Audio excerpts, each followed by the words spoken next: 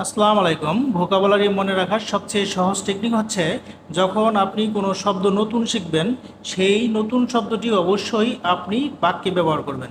কমপক্ষে 3 থেকে 4টি বাক্য আপনি মেক করবেন, তবে আপনার ভোকাবুলারি মনে থাকবে। ঠিক আছে? যেমন স্ট্যান্স মানে হচ্ছে অদ্ভুত। ঠিক আছে? আপনি এভাবে ব্যবহার করতে পারেন, হাউ স্ট্যান্স।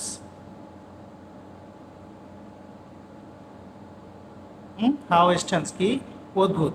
আচ্ছা, আপনি এভাবে ব্যবহার করতে পারেন, this is a stance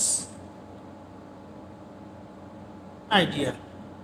idea, হ্যাঁ, এটি একটি অদ্ভুত পরিকল্পনা।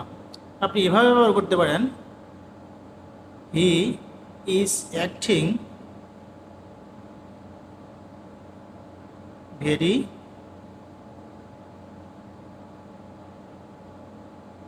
Stance today. He is acting very stance today. সে আজকে খুব অদ্ভুত আচরণ করছে। ঠিক আছে?